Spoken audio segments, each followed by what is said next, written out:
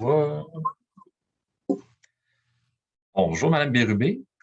Ça va bien? Bonjour, ça va bien, merci. Vous? Merci. Bien sûr, bien sûr. Merci d'avoir pris le temps d'être avec nous aujourd'hui. Je me présente, Bruno Père Dubourg, de la Chambre de commerce du Mont-Saint-Bruno. Je suis sur le conseil d'administration de la Chambre. Puis, cette année, en vue des élections municipales de novembre, on fait le tour avec les candidats de nos trois villes à la mairie pour voir un peu les enjeux qui ont rapport avec nos commerçants, avec nos industries, avec nos entrepreneurs locaux. On a sondé d'ailleurs nos entrepreneurs la semaine dernière, il y a 2 semaines à peu près. Concernant leurs enjeux, leurs priorités, tout ça, qui a donné donc une douzaine de questions qu'on va passer en revue aujourd'hui.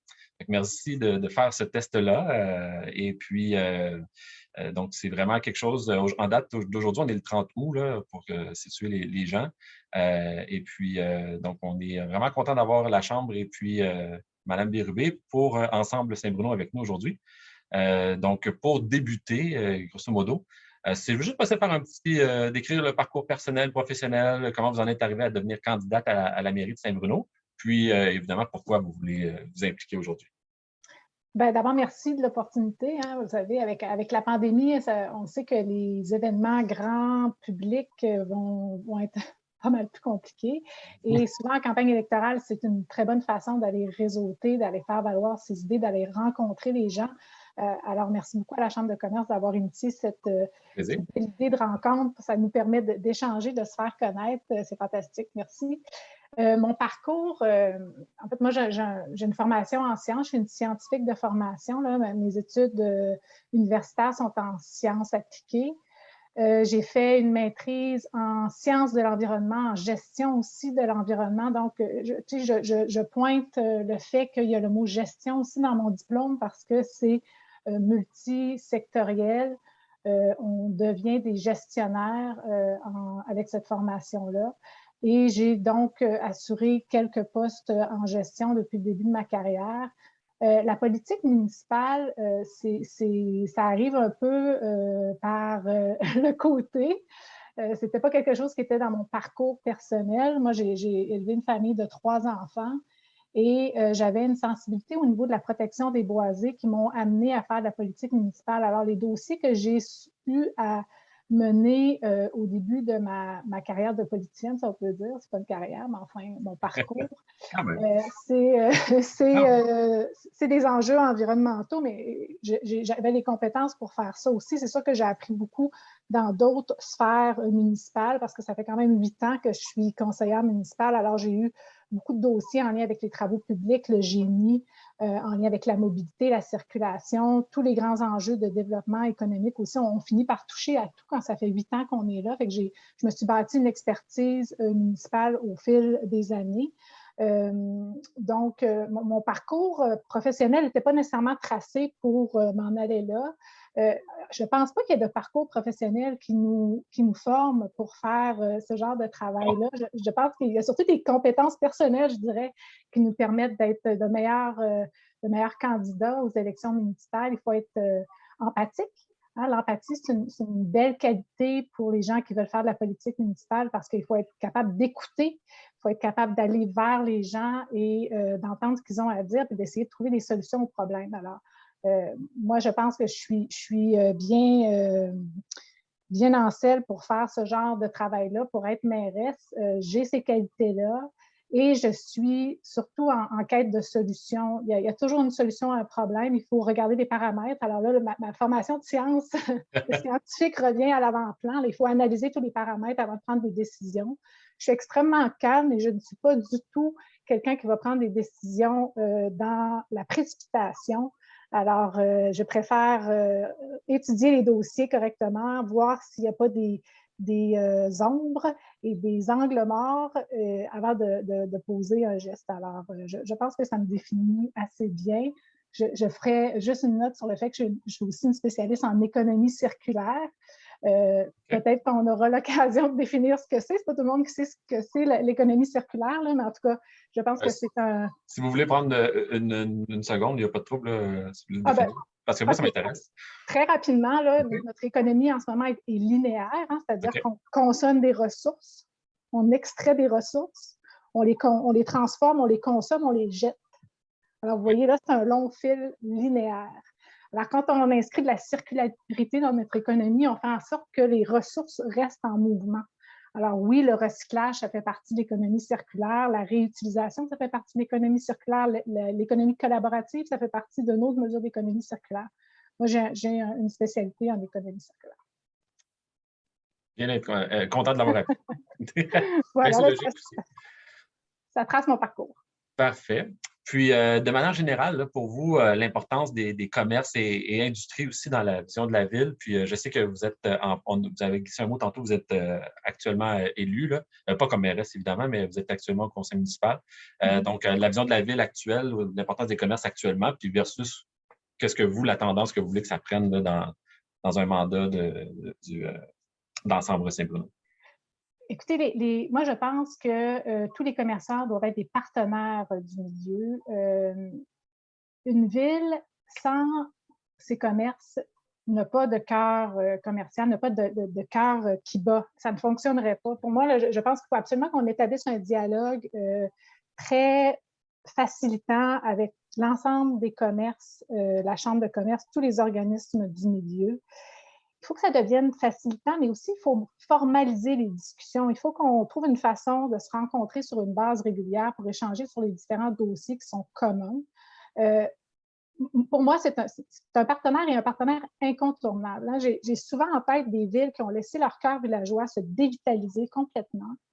Et c'est très difficile de revenir en arrière. Il faut absolument éviter cette situation-là où on a du rattrapage à faire. Il faut tout de suite travailler en amont pour éviter que les commerçants se retrouvent dans des situations complexes. C'est sûr qu'avec la pandémie, ça a été difficile, mais là, ce n'était pas de notre ressort tout à fait. À cet égard-là, les villes ont des grands rôles à jouer pour assurer la vitalité des cœurs commerciaux. Et je citerai en exemple là, la concentration des infrastructures municipales. Là, peut-être que vous me voyez venir, mais on a un grand projet municipal à Saint-Bruno qui est le complexe sportif. Oui. Le complexe sportif doit absolument être au cœur de notre municipalité.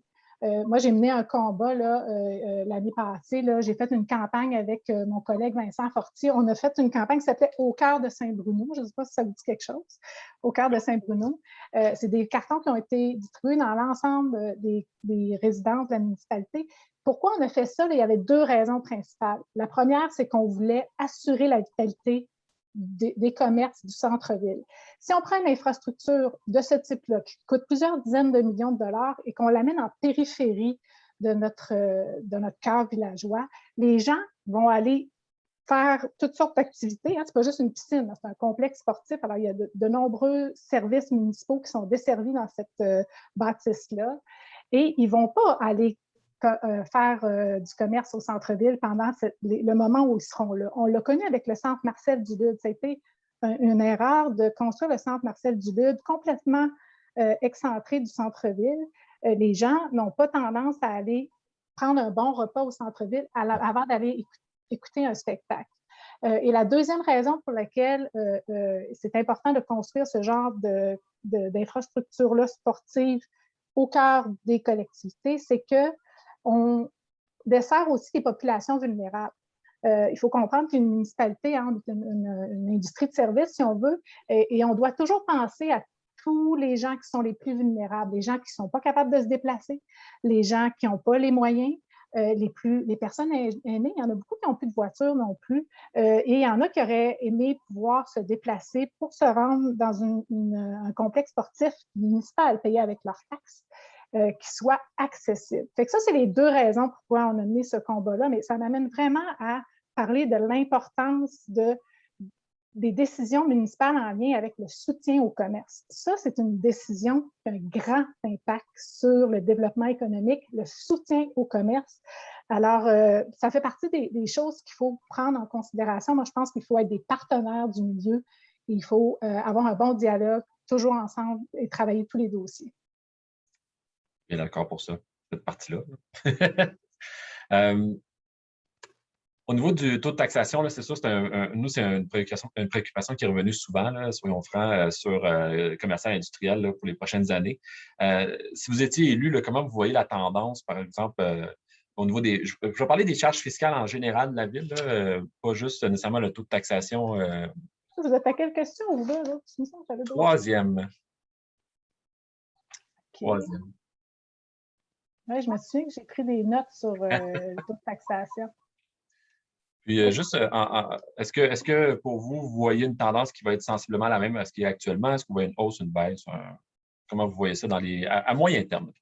Court moyen Moi, je ne suis pas une tenante du gel de taxes ni des baisses de taxes. Vous devez savoir que les municipalités ont des grandes responsabilités.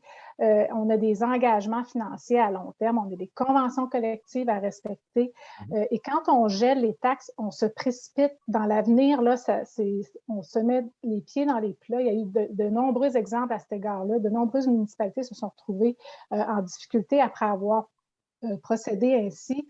Moi, je pense que, et ce que je m'engage à offrir aux commerçants, c'est de la prévisibilité.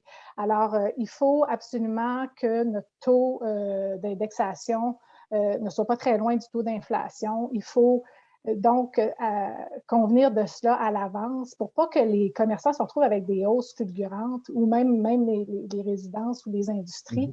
Vous savez qu'ils ont trois taux complètement différents. Mais donc, moi je m'inscris dans la même ligne que celle qui était dans les années passées. Il y a une petite hausse de taxes inflation qui va avec l'inflation à chaque année. On respecte les règles aussi. Vous savez qu'il y a des règles en fiscalité municipale. On ne peut pas simplement décider de faire toutes sortes d'acrobaties à cet égard-là.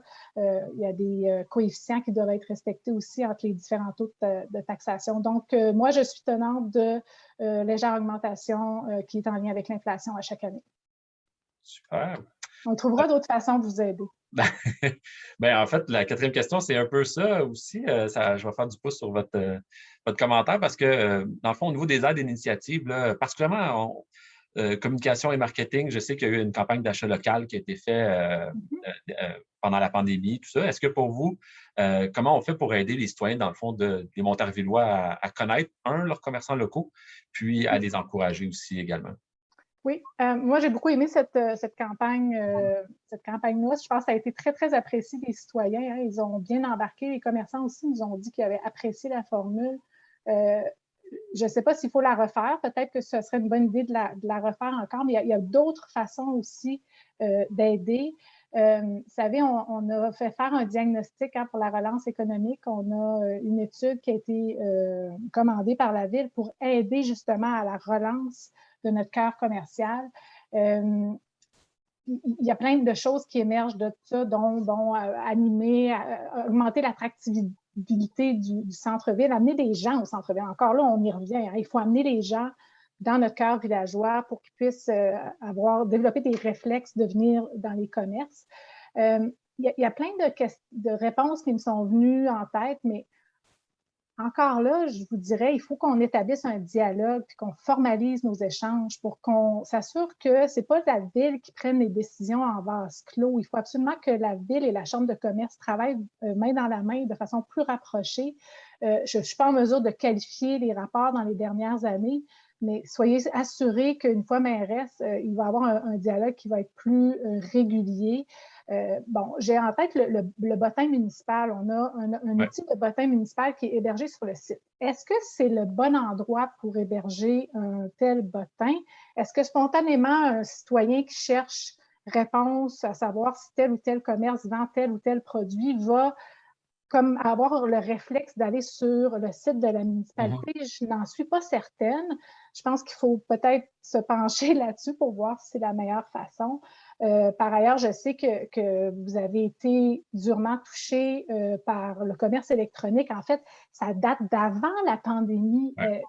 Moi, j'ai toujours pensé qu'il fallait que la Ville travaille avec les commerçants pour trouver une solution à ça. Je pense qu'il faut s'asseoir ensemble là, au jour 2 et dire c'est quoi la stratégie municipale pour essayer de faire en sorte que les gens qui vont avoir développé des habitudes d'achat en ligne, hein, et on ne pourra pas contrer ça. Là. Les Amazones de ce monde, on n'est pas dans les mêmes cours, mais on sait que les gens aiment acheter local, on sait que les Québécois sont attachés à leur commerce local, on sait qu'ils veulent encourager les commerçants de leur localité. Alors, comment est-ce qu'on fait pour conjuguer tout ça, faire en sorte que les gens puissent peut-être acheter en ligne, mais du commerce local, mutualiser nos efforts. Il n'est pas question d'avoir 2 millions de sites Internet avec 2 millions de commerces. Ce n'est pas une bonne stratégie.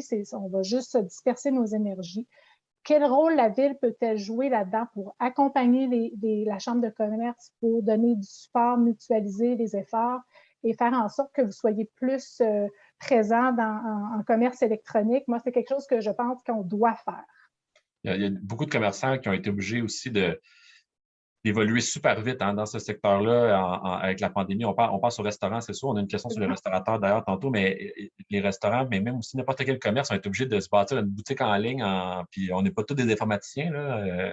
On n'est pas tous avec des ressources. En tout cas, c'était très inégal. Oui, il y a des coûts, effectivement, à ça. Oui. Mais je pense que les entrepreneurs, s'ils ont une qualité en général, c'est qu'ils sont capables de se revirer rapidement dans une situation, là. Oui, Puis, je pense qu'il y a eu beaucoup de choses qui ont été bien faites là-dedans. Comme continuer à le travailler. Il ne faut pas perdre cet acquis-là, en tout cas, quand on va sortir de la pandémie. Non, puis j'ajouterais, je me permettrais de rajouter qu'une autre chose qu'on doit développer, outre l'offre électronique, c'est des services de livraison. Ouais. Alors, il y en a plusieurs qui ont dû improviser livreurs, sinon essayer de trouver des livreurs. Et là, y a-t-il beaucoup de main-d'œuvre pour assurer le service de livraison? Je ne crois pas. À cet égard, j'aurai des propositions peut-être plus tard, mais je veux assurément qu'on parle de manque de main-d'œuvre. Parfait. Au niveau de l'affichage des commerces, une autre question qui est revenue à quelques reprises. J'ai le sentiment que nos membres trouvent ça inégal. Puis, évidemment, on a fait le sondage pour les 3 villes. Donc, on a eu des situations inégales dans les 3 villes.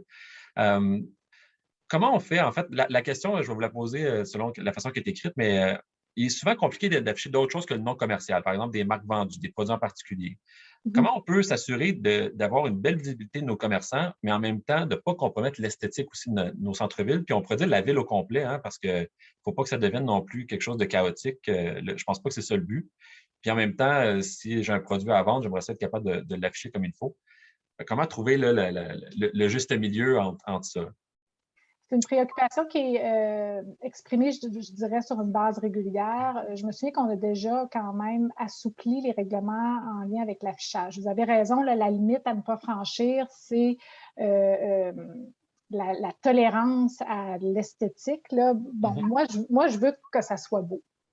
Les citoyens veulent que ça soit beau. C'est pour ça qu'on a des règles d'affichage. Même les commerçants aussi, ils veulent que ça soit beau. Les commerçants aussi, absolument, parce qu'il n'y a personne qui a avantage à avoir un truc qui ressemble à Las Vegas.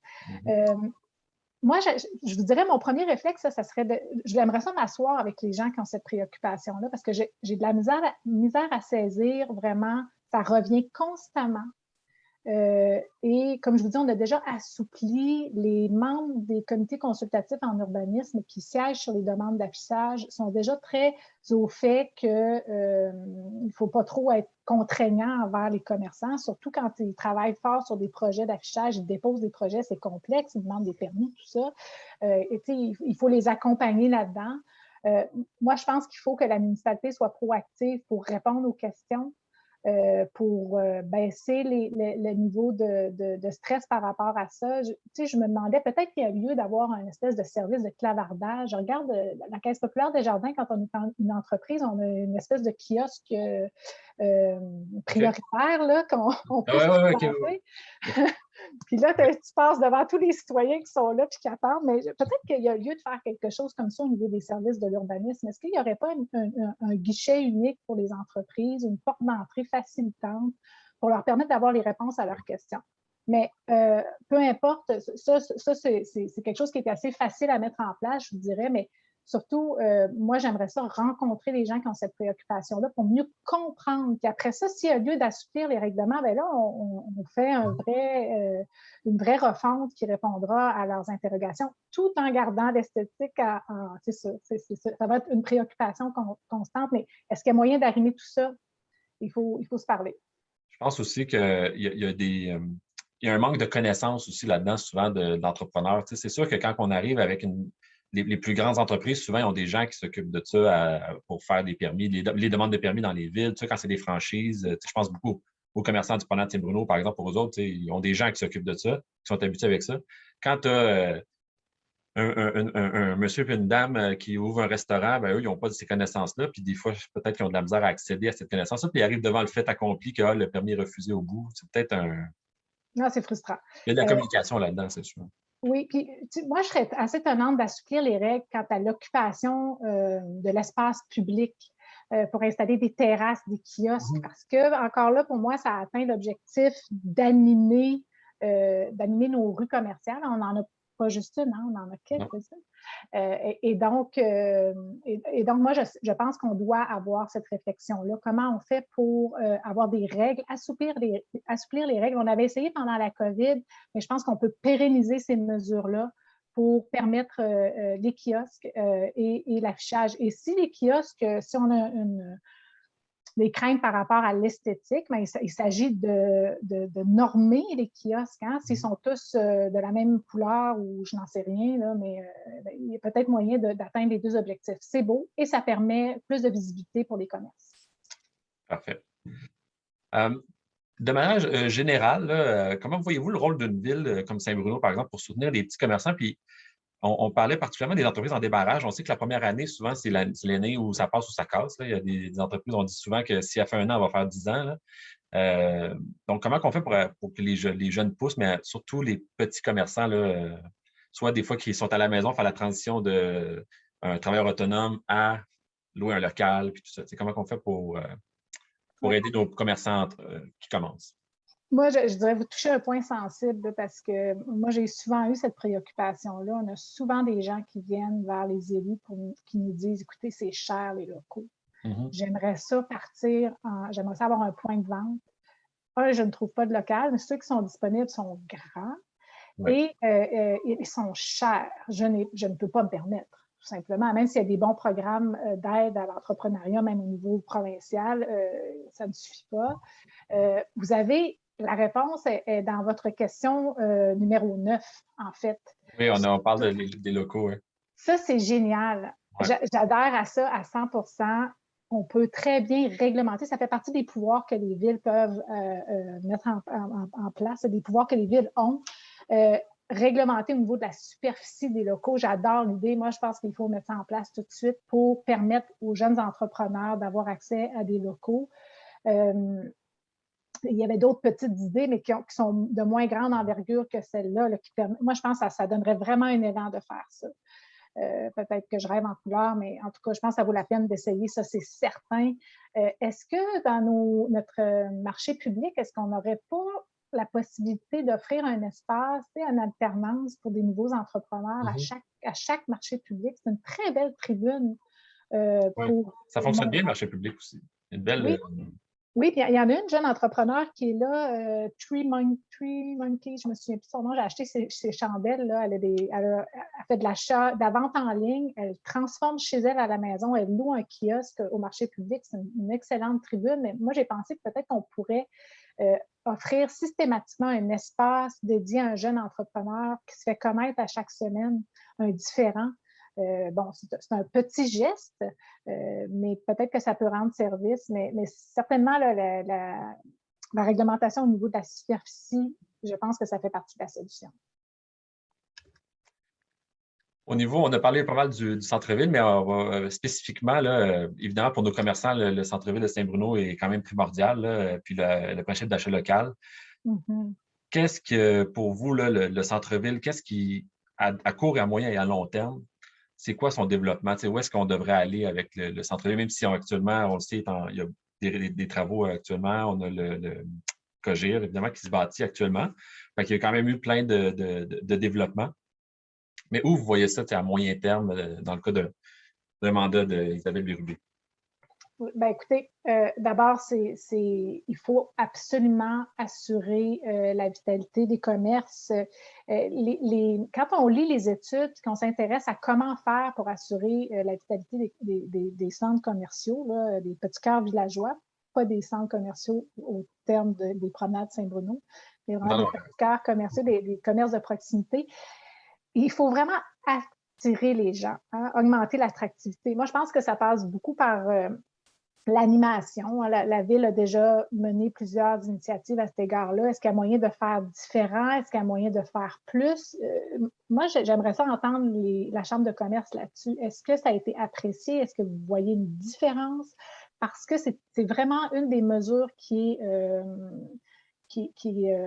mise de l'avant par les différents services, conseils qui conseillent les municipalités pour assurer qu'il y a des gens qui viennent. Alors, vraiment, attractivité du centre-ville à court terme.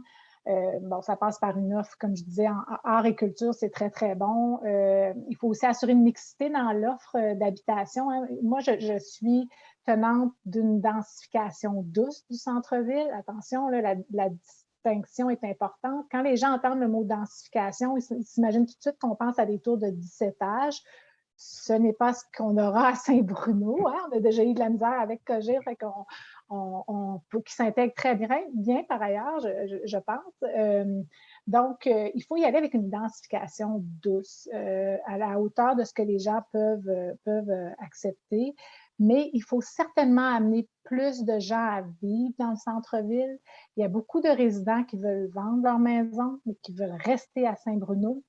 Et il faut donc offrir une mixité au niveau de l'habitation dans notre centre-ville en facilitant la densification. Ça fait partie des mesures, je vous dirais, à moyen long terme pour assurer que nos centres-villes, notre centre commercial reste vivant.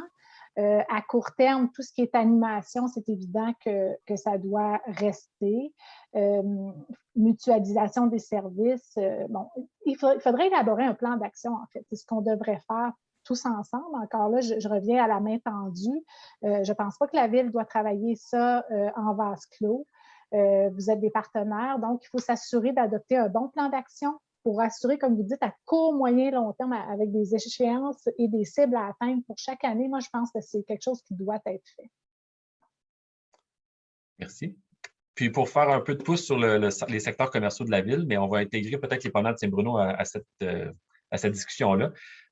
Développement du réseau routier, puis aussi du trafic en général, c'est-à-dire le trafic, les stationnements, mais aussi les transports publics, les piétons, les vélos. Comment on fait comment voyez-vous en fait le développement dans les secteurs commerciaux de la Ville, incluant le centre-ville, donc promenade Saint-Bruno et centre-ville? Écoutez, on a plusieurs défis devant nous, notamment les changements climatiques. Alors là, vous me voyez peut-être venir, mais on ne peut plus développer nos villes comme on le faisait dans le passé. On ne peut plus développer le réseau routier comme on le faisait dans le passé. Il faut donc revoir la façon de desservir les centres commerciaux. Il faut mettre plus de transports en commun. Vous l'avez vu avec la navette. Là. Je ne sais pas si vous avez entendu parler. Il y a une nouvelle navette électrique qui fait le lien entre Saint-Bruno et les promenades. Bien sûr, ce n'est pas la même clientèle cible. J'ouvre une petite parenthèse avant de revenir à la mobilité et à l'accessibilité par tous les moyens de transport. J'étais au lancement du marché des promenades. Oui. Très beau projet. Moi, c'est vraiment un bon partenaire, Cadillac Fairview. Il travaille très, très bien avec la municipalité.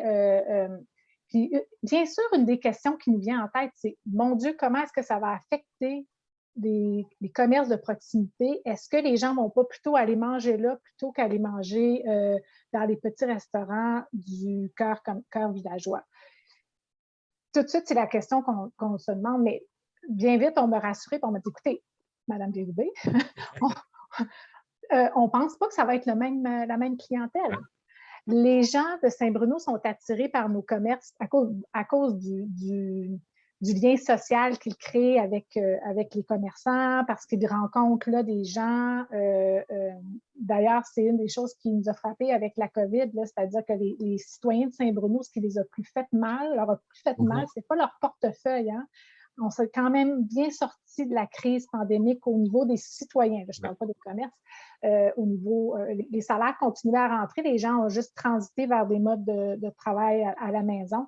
Mais les gens ont souffert du manque de socialisation, sortir, rencontrer des gens, ça a été très difficile sur la santé mentale de plusieurs Montarvillois. Fait que, tu sais, il ne faut pas sous-estimer l'importance du commerce de proximité pour répondre aux besoins que les gens ont de se rencontrer, de participer à l'économie locale. Là, pour eux, c'est très favorable. Donc, je reviens à la mobilité.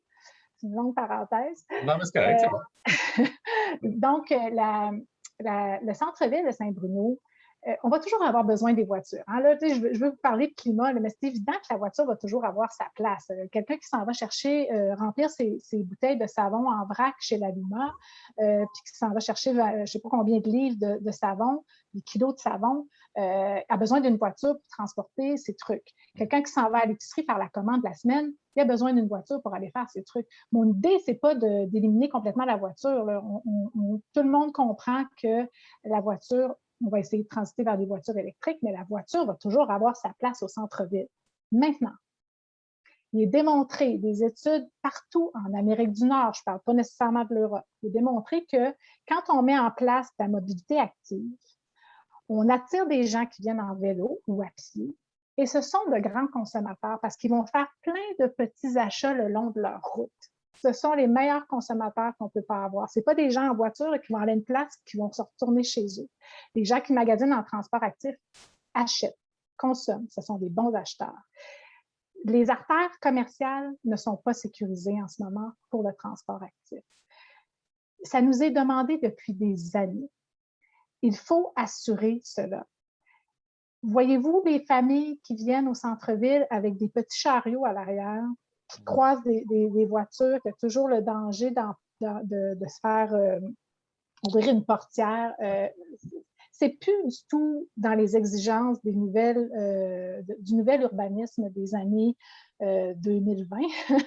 Et face à l'urgence climatique, c'est impératif de revoir ça, de permettre aux gens de venir au centre-ville en mobilité active. Ça va servir les commerces. Ça va avoir un pouvoir d'attraction qui va être bienvenu pour tout le monde. Les citoyens vont apprécier. Et ils n'auront pas le goût d'aller acheter ailleurs. Ils vont venir vraiment acheter dans les commerces locaux. S'ils ont besoin d'aller faire des achats pour acheter des trucs qu'ils n'ont pas, dont l'offre est inexistante au centre-ville, ils prendront la navette électrique pour aller aux promenades. Donc, je pense qu'il faut une bonne mixité dans l'offre de transport. Comme je le dis, la voiture va toujours avoir sa place. Il y a des espaces de stationnement suffisants. C'est sûr que les gens aiment toujours être stationnés devant la porte où ils vont. Il faut développer un petit peu ces habitudes-là où on identifie peut-être les lieux où il y a de l'espace de stationnement mieux. Il y a peut-être de l'affichage à faire au centre-ville. Marcher peut-être, je ne sais pas moi, 70 pieds et vous serez, votre voiture va avoir une place pour se stationner. Vous aurez peut-être quelques pas à faire. J'aimerais ça aussi qu'on fasse de l'affichage à différents postes pour dire aux gens, bien, si vous y allez en vélo, ça vous prend 10 minutes, en voiture 5. Souvent, les gens vont surestimer le temps que ça prend en mobilité active. Marcher au centre-ville de chez vous, bien, ça prend 20 minutes. Essayez de le mettre dans votre emploi du temps. Mais souvent, il y a juste la voiture qui nous permet de faire des déplacements. Là, il faut changer cette mentalité-là. Ça fait partie des efforts climatiques qui doivent être pris de toute façon par toutes les municipalités, tous les paliers de gouvernement sont au courant de ça. Je pense que aussi la pandémie a fait découvrir la marche à beaucoup de monde. On avait le temps. J'habite à Saint-Bruno, là, puis dans une espèce de cul-de-sac, là, moi, ici. Puis j'ai jamais vu autant de marcheurs avant la pandémie. Aujourd'hui, il y en a plein tout le temps. Ça continue à marcher. C'est bien. C'est bon pour la santé. Hein? Ça, c'est une des choses qu'on ne met pas ça de l'avant parce que ce n'est pas l'objectif premier, ce n'est pas la santé des populations quand on met en place la mobilité active, là. Mais c'en est un objectif qui est atteint. Les gens sont plus en santé quand ils se déplacent en transport actif. Puis ils discutent aussi. Ah ben, c'est bon pour la socialisation. C'est bon. On a parlé de ça déjà un petit peu de la question sur les locaux, mais je vais juste terminer votre commentaire ou au pire, on passera rapidement. Mais on avait une des questions qui est revenue à 2 reprises, mais que je trouvais importante à parler. Au niveau des locaux abordables, bien positionnés, c'est souvent compliqué pour un petit commerçant pour avoir de l'espace, des petits locaux à des prix abordables. Donc, lors de la construction des nouveaux bâtiments commerciaux, est-ce que la ville pourrait exiger ou elle devrait exiger d'avoir des plus petites surfaces locatives dans les plans On parlait souvent en bas de 1500 pieds carrés, là, donc à 500 ou à 1500 pieds carrés, ce qui n'est pas très grand pour un commerce, mais quand même qui est important des fois, puis qui peut permettre de grandir après aussi. Oui, non seulement il faut le faire pour les nouveaux édifices, mais moi, je pense qu'il faut même le faire pour les édifices existants. Il y en a qui pourraient peut-être être transformés. Alors, comment faire? Là, j'ai pas. Faudrait que je m'assoie avec les urbanistes pour voir comment ça peut être mis en place, mais je vous le dis, je trouve que c'est une idée géniale. C'est clair. On va parler des restaurants. Ils ont été évidemment fortement impactés là, par la pandémie. À Saint-Bruno, on a la chance d'avoir beaucoup de restaurants et des bons restaurants d'ailleurs, qui ont transitionné rapidement vers la livraison, qui ont transitionné, mais souvent, encore aujourd'hui, on est donc le 30 août, comme je disais tantôt, puis ils ont encore des limites à avoir le nombre de tables et de clients, donc ils sont encore impactés, les restaurants. Est-ce que la ville a un rôle à aider ce secteur-là ou est-ce que ça doit faire partie d'un aide quelconque? Ou comment vous voyez la situation des restaurants, mettons, dans la ville? Moi, je pense que oui, il faut les aider. Le comment, bon, c'est sûr que les restaurateurs, c'est particulier parce qu'ils ont une petite marge. Hein. Les marges de profit sont très, très faibles. C'est des emplois qui sont difficiles d'aller chercher de la main-d'œuvre. Peut-être qu'elle est là, la façon d'aider. Moi, je pense à des villes comme Gatineau qui ont travaillé avec les chambres de commerce locales pour organiser des colloques, là. Ils appelaient ça mission sur les 50 ans et plus. Puis là, bon, ça m'amène à la situation démographique de Saint-Bruno. Nous avons une ville qui vieillit, comme toutes les autres villes, mais on a une plus grande proportion de notre population qui est plus âgée. Ce ne sont pas des gens qui ont besoin nécessairement d'arrondir les fins de mois, mais ce sont peut-être, parmi eux, il y a peut-être des gens qui aimeraient ça être plus actifs. Est-ce qu'il y a lieu d'aller solliciter une partie des retraités pour qu'ils fassent quelques heures, bien là encore, il faut des horaires très flexibles. Ça a été démontré, c'est une des exigences par cette main-d'œuvre-là qui est retraitée. Ils veulent avoir des horaires très souples, très flexibles. Est-ce qu'il y a lieu de travailler pour aller chercher cette main-d'œuvre-là pour combler les manques au niveau de la restauration? Moi, je suis prête à faire ça. Je pense que ça fait partie des rôles et responsabilités des municipalités. Là. J'avais une petite statistique ici là, qui disait que le taux d'emploi au Québec chez les gens de 60 à 69 ans, là, par rapport à l'Ontario, c'est vraiment incroyable. On n'est pas comparable. Là. On peut aller chercher beaucoup, beaucoup de travailleurs dans cette tranche d'âge-là. Bon, c'est peut-être pas la panacée. Moi, je pense qu'il faut aussi offrir plus d'offres de restauration. Moi, j'ai entendu souvent des familles qui me disaient « Oui, mais là, c'est cher à Saint-Bruno. Je n'ai pas de petit restaurant pour aller en famille. » Est-ce qu'il y a lieu d'encourager ça? Dans notre politique ville nourricière, c'est identifié comme un enjeu. Je ne veux pas donner plus de compétition aux restaurateurs, c'est pas ça, mais il faut absolument que Saint-Bruno devienne un lieu où on a envie d'aller manger en famille. C'est un des secteurs, l'alimentation, qui ne fléchit jamais. Les gens vont continuer à manger. Donc, oui, moi, je pense qu'il faut faire quelque chose pour les restaurateurs parce qu'ils sont vraiment très importants dans la vitalité du centre-ville. Un cœur, les commerces de proximité sans restaurant, je ne vois pas comment on peut assurer la vitalité et le dynamisme d'un espace commercial s'il n'y a pas de restaurant. Honnêtement, on a quand même beaucoup de restaurateurs, évidemment, dans la chambre de commerce. Puis, je trouve que les restaurateurs, souvent, j'allais dire, ils n'ont pas peur de la compétition, mais dans le sens où est-ce que moi, si j'ai un restaurant italien demain matin puis un restaurant thaï qui vient à côté de chez moi, ben, ça me touche pas dans le sens qu'à la limite, je pense que ça fait une destination culinaire quasiment maintenant. Je trouve depuis les 10 dernières années, il y a quand même une amélioration à Saint-Bruno au niveau de l'offre de restauration. Puis, je trouve que d'en avoir plus, c'est pas nécessairement couper l'herbe sous le pied de d'autres restaurants. En tout cas, selon nous, il n'y a pas. Il faut juste aller voir la place du village là, les soirs où il fait beau. Là. Il y a des gens partout, Cuteau, Île-Martigny, ils sont vraiment partout. Là. Ça occupe l'espace, c'est fantastique. Oui. Puis il faut les encourager. Souvent, c'est des commerçants très locaux, souvent. C'est des gens qui habitent Saint-Bruno aussi. On va parler des centres commerciaux. Évidemment, à Saint-Bruno, on a des promenades Saint-Bruno qui sont un poumon économique important au niveau même des revenus de la ville, mais aussi des gens. On a le 10-30 aussi maintenant qui est rendu pas mal gros. On a le carrefour de la Rive-Sud à Boucherville, peut-être un petit peu moins pour les gens de Saint-Bruno, mais quand même, l'IKEA, pour placer les gens, c'est où est-ce que l'IKEA est situé. Là. Je suis sûr que ça attire beaucoup de gens. Donc, ça attire beaucoup d'acheteurs provenant des villes extérieures pour y magasiner. Comment les développements, dans le fond, de ces centres commerciaux-là, on va parler de Saint-Bruno évidemment plus précisément, mais s'intègrent dans le développement commercial de la ville, puis de Saint-Bruno. Et puis, est-ce qu'on peut profiter, dans le fond, de l'arrivée de ces clients extérieurs-là pour accroître les chiffres d'affaires de nos commerçants locaux à nous? Est-ce qu'on peut en faire une destination avec ça? Oui.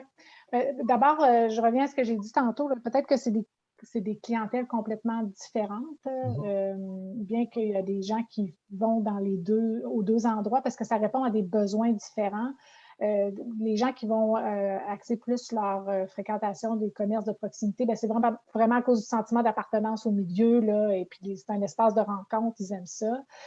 Je pense qu'il y a une complémentarité entre les deux qu'on n'a pas du tout exploité jusqu'à maintenant parce que l'occasion ne s'est pas nécessairement prêtée.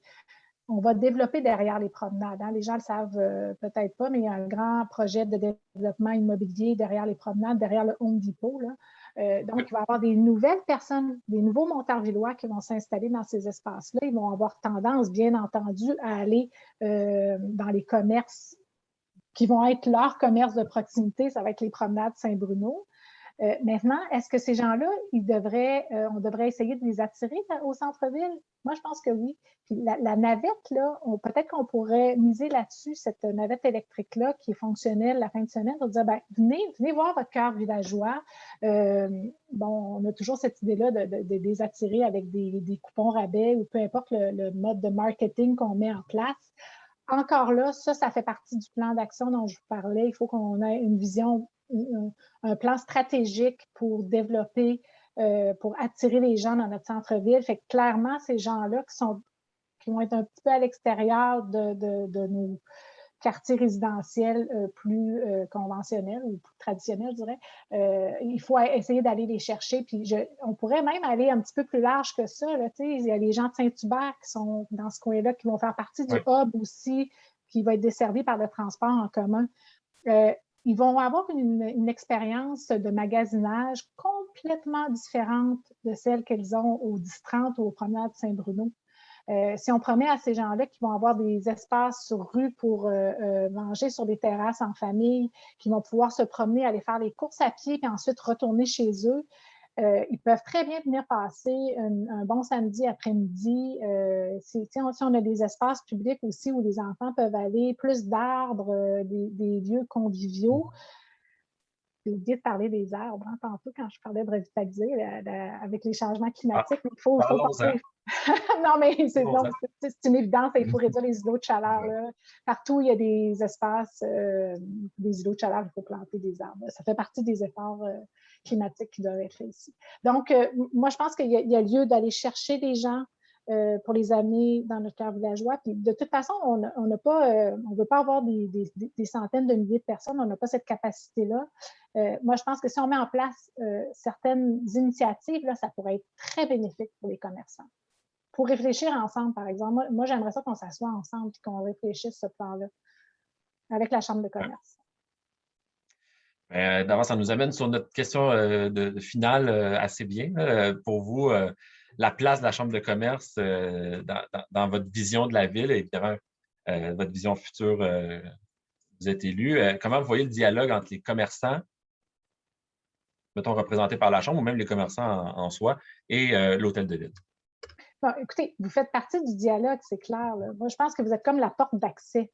Hein, parce que tu ne veux pas frapper à toutes les portes. Il y a un regroupement qui existe, qui est la Chambre de commerce. Ça permet d'avoir accès à un certain nombre de commerçants.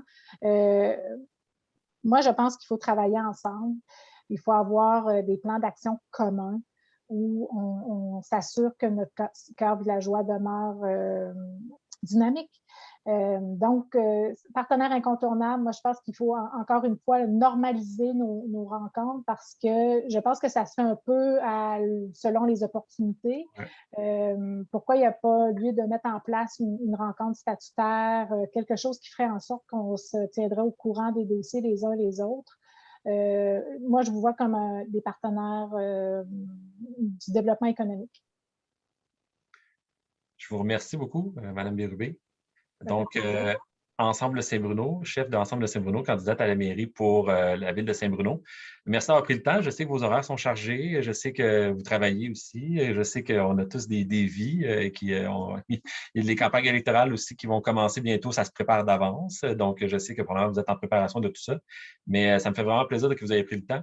Et puis, avec les commerçants de Saint-Bruno aussi, je pense que ça va être apprécié d'avoir eu votre vision de la chose. Puis, je vous souhaite bonne chance. J'encourage les gens aussi d'aller voter en novembre prochain pour les élections municipales.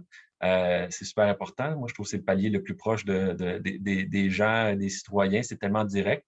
Donc, exercez votre devoir de démocratie. Et je vous laisse le mot de la fin, mais moi, merci beaucoup de votre temps, Mme Bérubé. Merci beaucoup. Merci encore pour l'opportunité. Oui, je vais prendre quelques minutes de plus pour vous livrer quelques messages. Bon, vous savez, la pandémie a eu un impact, je le disais, sur la vie sociale, les activités, le bien-être émotif des Montarvillois. Là. Et les citoyens nous ont demandé, ça a été nommé là, parce qu'il y a eu des sondages à cet effet-là, les gens veulent que la ville soit un partenaire de premier plan pour stimuler la relance. Alors, je pense que c'est un incontournable. Il faut vraiment qu'on soit de l'avant avec vous pour ce grand défi qui est la relance économique. Et puis, je pense que ça prend une stratégie. Je vous lance aussi une information que peut-être que vous n'aviez pas, je ne sais pas si ça s'est rendu à vos oreilles, mais il y a un grand projet de reconstruction de la rue Montarville qui est inscrite au plan triennal d'immobilisation de la municipalité que nous avons repoussé en 2023. Pourquoi ça a été repoussé? Une des raisons pour lesquelles ça a été repoussé, c'est qu'il n'était pas question de faire ce grand chantier à la sortie de la pandémie, alors que nos commerçants avaient été affectés par la situation sanitaire, bien entendu. Et surtout parce qu'il est hors de question pour moi de faire ce chantier-là sans travailler main dans la main avec les commerçants bien en amont des travaux, parce que le résultat final va avoir un impact magistral sur la façon dont les gens vont aller fréquenter leur centre-ville. Si on reconstruit Montarville avec des pistes cyclables, en élargissant les trottoirs, en plantant des arbres, ça va être bénéfique pour les commerçants. Mais attention, la période où on va faire les travaux, il faut absolument la planifier avec les commerçants. Il faut avoir des mesures de compensation parce que ça va être une période qui va être intense. Et c'est pourquoi moi, je privilégie la mise en place d'un dialogue en amont des plans et devis, tout de suite pour qu'on parle avec les commerçants de ce grand chantier-là. Il va avoir lieu. C'est une nécessité au niveau des infrastructures souterraines. Et c'est une nécessité aussi pour une mise aux normes urbanistiques pour assurer que notre cœur villageois réponde aux nouvelles normes. Mais il est hors de question de faire ce chantier-là sans vous. Alors, c'est une main tendue. Comme mairesse, je pense qu'il faut, dans les premiers mois de la formation de mon gouvernement local, il faut s'asseoir ensemble pour construire le nouveau centre-ville de Saint-Bruno. Mme Bérubé, merci beaucoup. Bonne fin de journée. Merci à vous. Bye bye. Au revoir.